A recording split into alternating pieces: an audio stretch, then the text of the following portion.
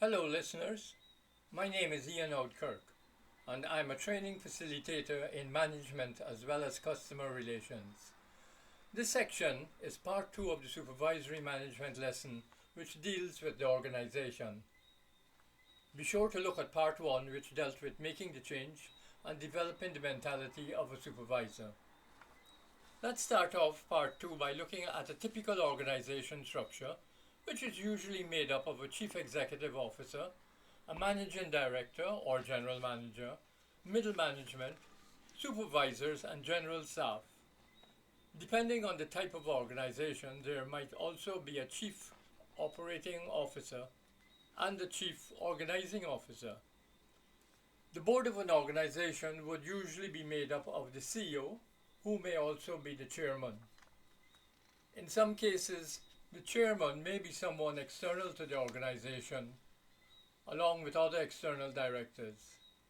Management meetings are usually comprised of the CEO or managing director with division heads and special technical invitees from inside or outside of the organization.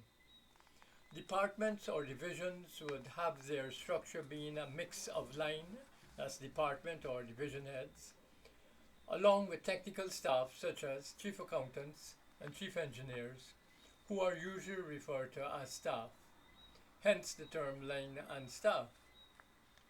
Moving to the layout of an organization, it would usually be made up of certain elements, namely 1. Facilities, which is the structure of the organization that would be set up to streamline operations. The second element would be the division of work in relation to functions and the reporting factor, and the third element would be the actual employees and the machinery used by the employees. At this point, let me say that an organization may be considered to be functioning properly if 1. It shows sustainability, and note that no one sets up a business for a loss or for that matter to remain at one level of operation for a long period. There should be constant progress through expansion, diversification, new products or services, to mention a few areas. The marketing manager, chief accountant or finance manager and CEO are key personnel to devise strategies for progress. The second factor that would indicate whether an organization is functioning properly is that it can readily identify its weaknesses and strengths. If this cannot be readily done, there will be a deterioration in whatever is being produced, whether it is a service or a product.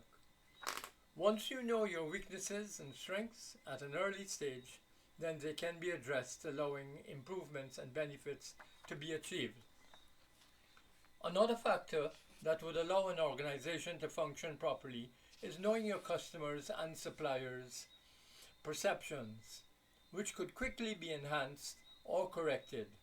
When this is done, it allows the right components to be used in what you're producing, be it a product or service, which is more readily acceptable by your customer. For what has been said so far to be achievable, an organization has to set out some standard rules. One rule is that executive duties and responsibilities must be clearly defined. If this is not done, there will be some confusion due to overlapping of duties and functions, leading to a non-streamlined order of affairs. Time delays, duplication, and reduced production would be the order of the day. Another rule, which is related to the one I just mentioned, is clearly distinguish lines of communication between functionaries. When this rule is followed, it maps out clearly who can give orders or instructions to who and who can receive same from others, thus disallowing those without authority to give orders to certain members of staff. There are two more rules, so to speak, that I would also like to mention. The first one is called the span of control. This simply means that there is a limit to the number of persons that can be supervised by a supervisor. That number is 7. When it goes beyond that number, some difficulty arises in monitoring, guiding, and exercising control over those being supervised. However, a certain amount of flexibility could exist depending on the amount of knowledge and commitment that employees would have to the job. What should be done If there is an overabundance of personnel to be supervised, create a role for a second supervisor and divide the personnel according to duties or skills and have them report to the two supervisors accordingly. In extreme situations, there may be a need for a third supervisor.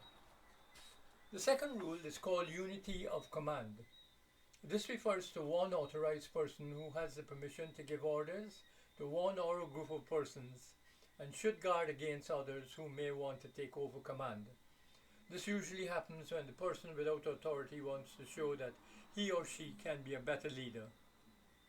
Imagine the confusion that this will bring if allowed to develop.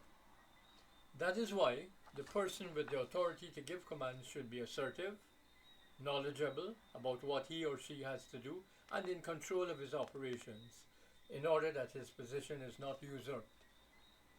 Therefore, one should be on guard to spot and stamp out such a happening early.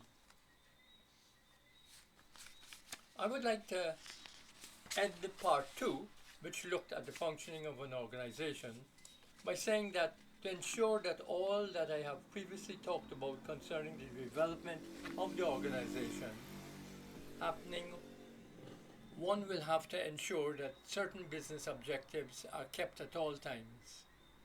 These business objectives concern 1. Setting goals. If goals are not set from time to time, you would not be galvanized into attaining the best for your department and staff through the creation not only of economic value, but cultural and other non-economic values. The second business objective concerns ensuring that there is economic and human welfare. This will automatically occur if the first objective of setting goals is constantly met. There is also a third business objective which states, and I quote, "Don't just survive, grow." End of quote. In other words, don't stagnate. Keep seeing how much more can be achieved. See the developmental light at the end of the tunnel getting bigger and brighter in relation to growth and expansion. This brings me to the end of part 2 in this series. Be sure to look out for part 3, which deals with the magical section, if I may say so, of management principles. In this section of the principles, everything comes together to make the job of supervising a breeze. If you haven't heard part 1 as yet, be sure to find it and listen. All parts of this podcast have been structured in a sequential manner to enable the listener to easily follow and apply all that has been heard. Until, and happy supervising!